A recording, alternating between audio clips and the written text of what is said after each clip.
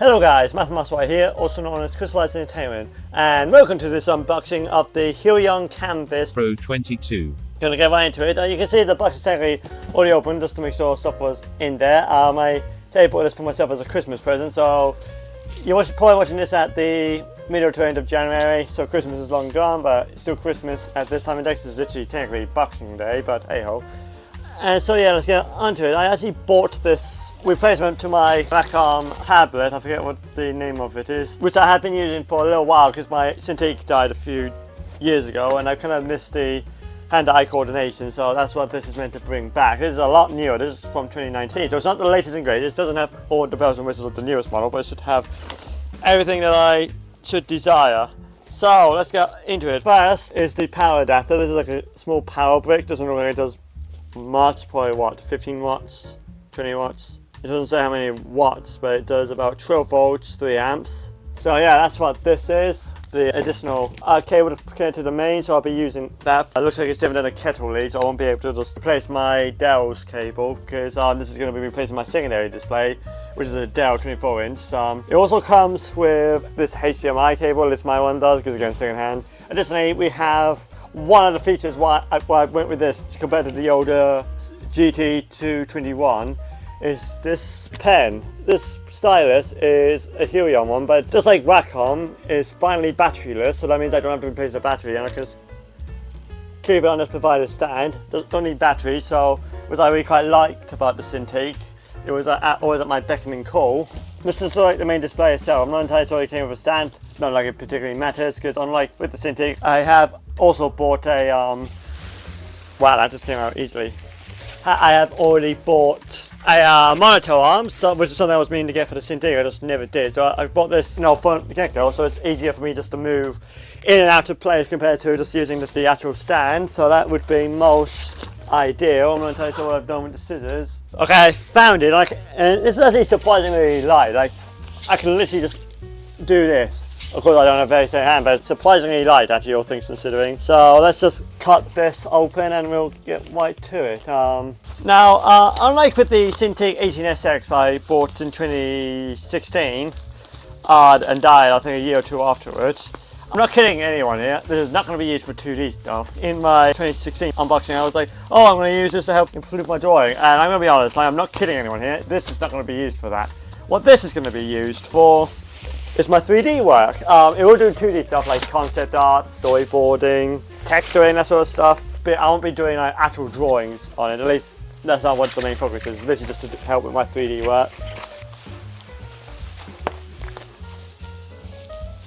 Okay, so I've moved the camera so you have better lighting for this. So here is the actual unit itself. We'll get rid of the sticker obviously when I set it up, but here's the front. You can see you got 8 express buttons, which I believe is identical on either end. You kind of have different buttons on either end, plus a little scroll bar here, touch bar, for you to use. On the back is the stand, which came pre-applied. We'll be taking it up, but it is a standard base amount, so I can be able to use that. We'll look at the I/O in a moment, but there's where all the buttons is for all the varying settings.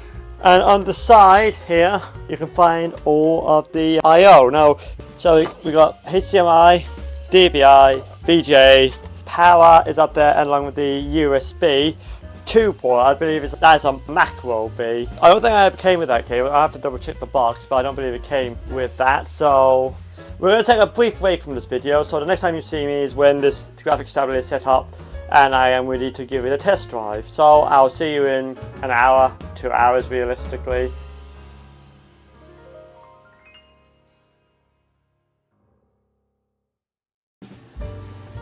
Okay, so here we are a few hours later. It took me just as long as I anticipated to get this thing all set up, but we're now all set up.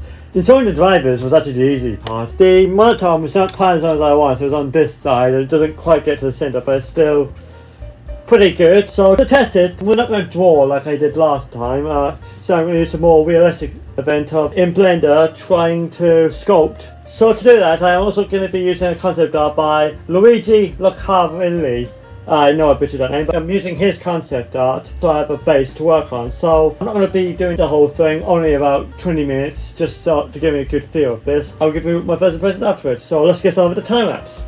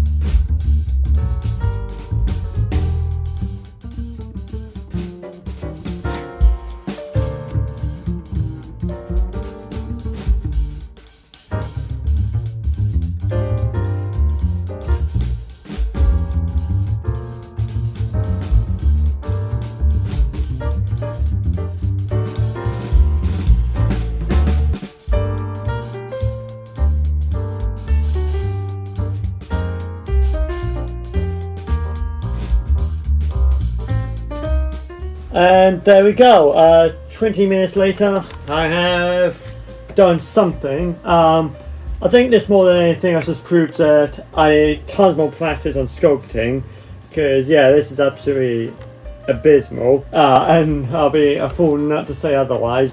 In terms of testing out the graphics tablet, it's pretty good. The sensitivity is pretty good, although I probably need to modify the settings a little bit, because currently I think it's not calibrated right, because I didn't touch the settings, so because I'm very heavy handed, I think that might cause a problem, but I did manage to get some photo sensitivity and it worked really well on it. The buttons felt good. It's the actual arm mount I'm using, really good for like moving this around, moving it closer and back, but depending on what I'm doing, so that is really good. I honestly quite enjoyed using it. It was nice having hand-to-eye coordination again doing this, so I think it's been years since I've been able to do that because of my Cintiq dying, I believe in 2018, and then was forced to go back to Wacom and Tourist, I go in 2014. So it's nice finally having, as evidenced right here, it's not going to make me any better of an artist. Tool's only good as the artist is using it, so you know, as far as that's concerned, I am a lot more practice required on my part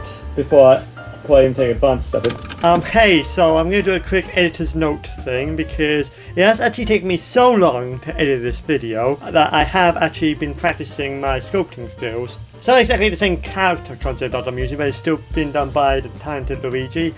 With that, and also me relearning the basics of sculpting, because the way I learned how to do it was basically ineffective. And as you can see, my sculpting has improved since when I did this little test. It's still, by all means, still nowhere near where I want it to be, but I think it's a definite step in the right direction. Also because I didn't try to take shortcuts to get as much done as possible in the shortest amount of time, I think we can agree that this is better than that.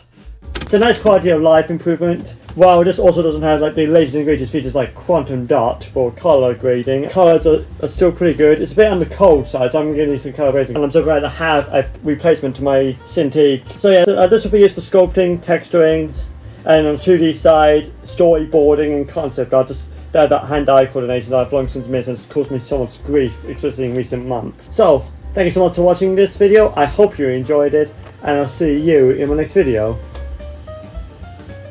Peace.